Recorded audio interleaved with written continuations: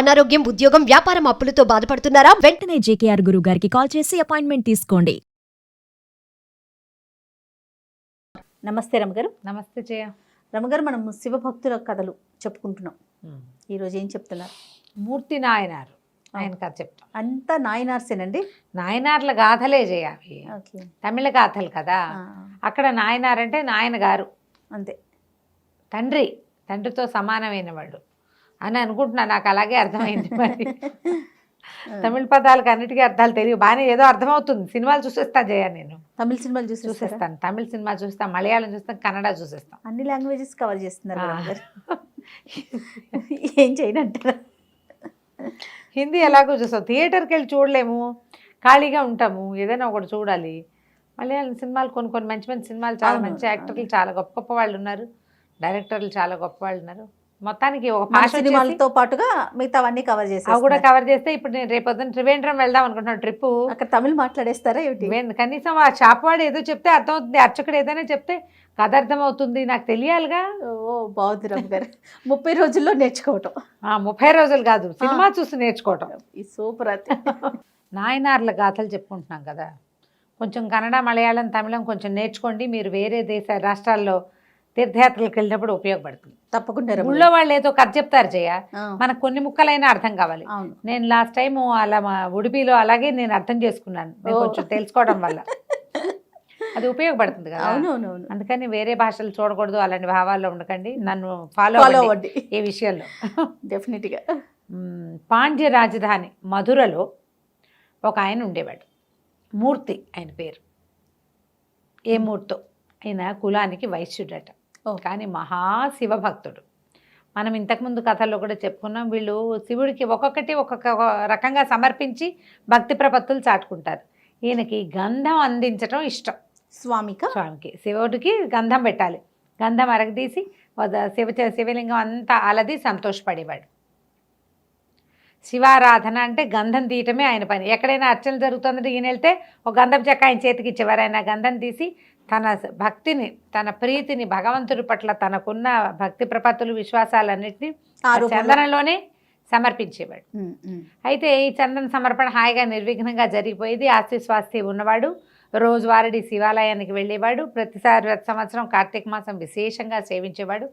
గంధ సమర్పణ, చందన సమర్పణే ఆయన యొక్క భక్తి సేవా తత్పరత నడుస్తూ ఉంది.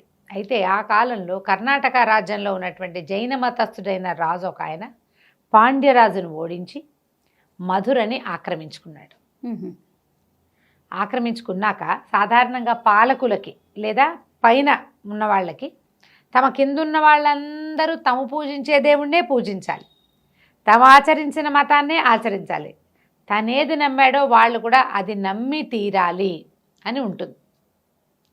అందుకని మనకి భారతదేశంలో ఏదైనా ఒక కొత్త మతం పుట్టి అందులో వాడెవడైనా రాజు అయ్యాడంటే దేశంలో ప్రజలు సగం మంది కనీసం బలవంతంగా ఆ మతంలోకి చేరిపోయేవాళ్ళు.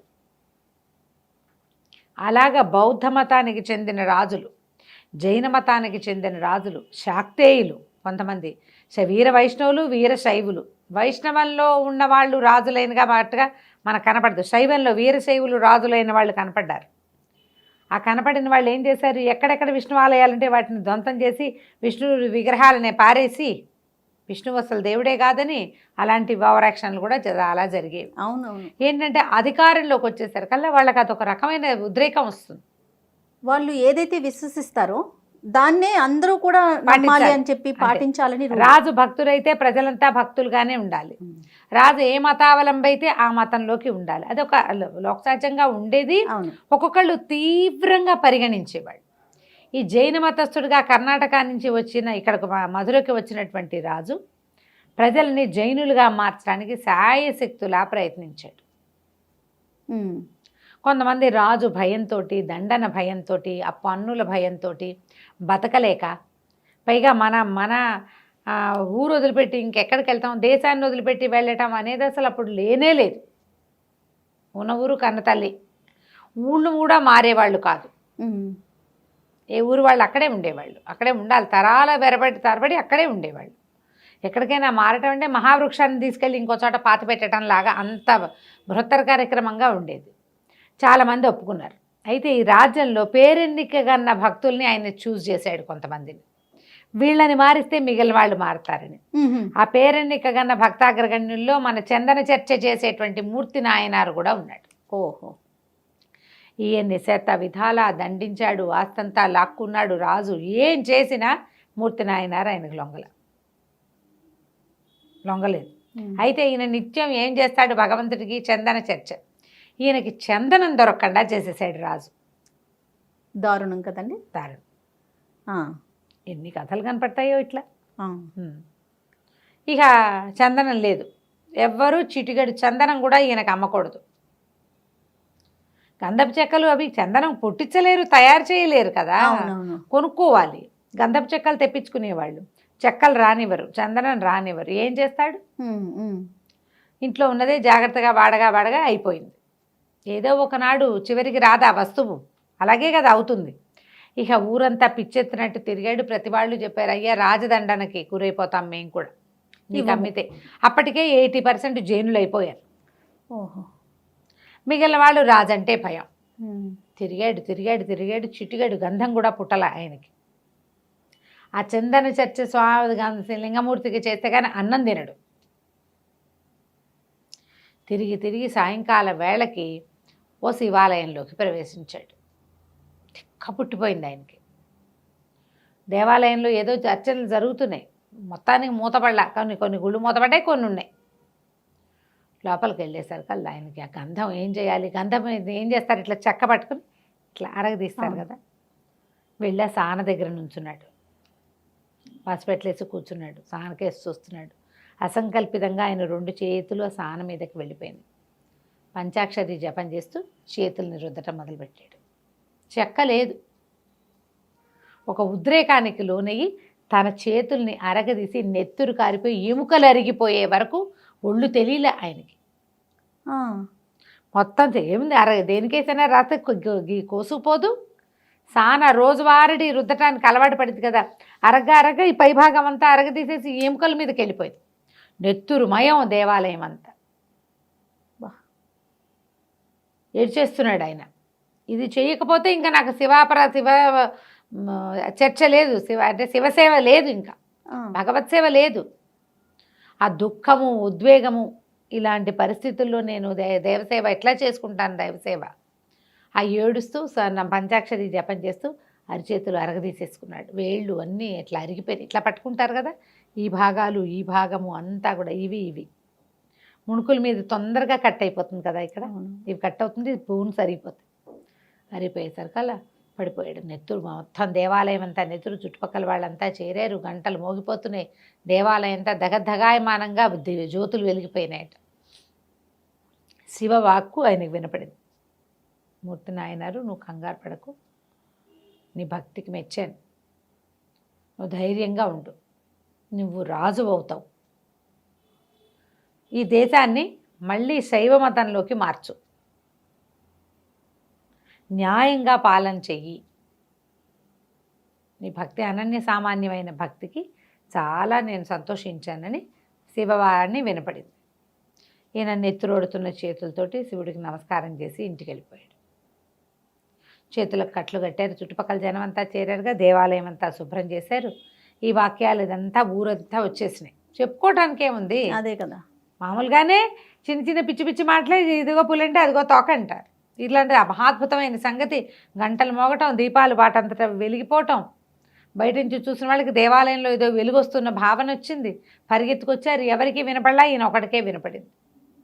కానీ ఏదో జరుగుతోందని తెలుస్తుంది. ఒక మహాద్భుతం జరిగేటప్పుడు అందరికీ అర్థమవుతుంది. అవునవును, ఏమిటో తెలియదు కానీ ఏదో జరిగిందని మాత్రం తెలుస్తుంది.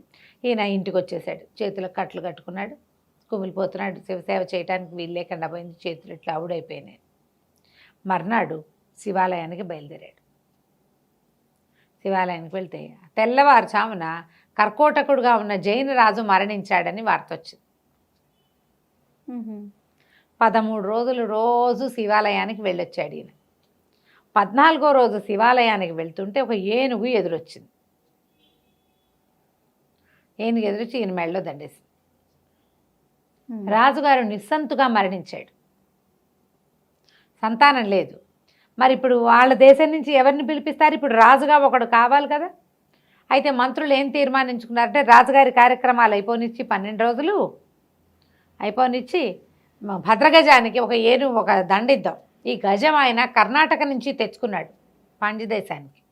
ఆయన ఆ ఏనుగు ఎక్కి వచ్చాడు. ఆ భద్రగజం ఆయన పుట్టిన దగ్గర నుంచి ఆ రాజుతోటే ఉంది. అది ఎవరిని ఎన్నుకుంటే ఎవరికి దండేస్తే వారిని రాజును చేద్దాం, అదే భగవంతుడి ఆజ్ఞగా భావిద్దామని భావించారు. అద్భుతం. ఆయన జైన మతం తీసుకున్నాడు, ఆయనకి సంతానం లేదు. జైన మతం పుచ్చుకున్న వాడికి రాజకాక్ష ఏంటో మనకు తెలియదు. అంటే పుచ్చుకున్నాడు రాజుగా ఉండగానే ఇంకా అలా కంటిన్యూ అయ్యాడు అనమాట.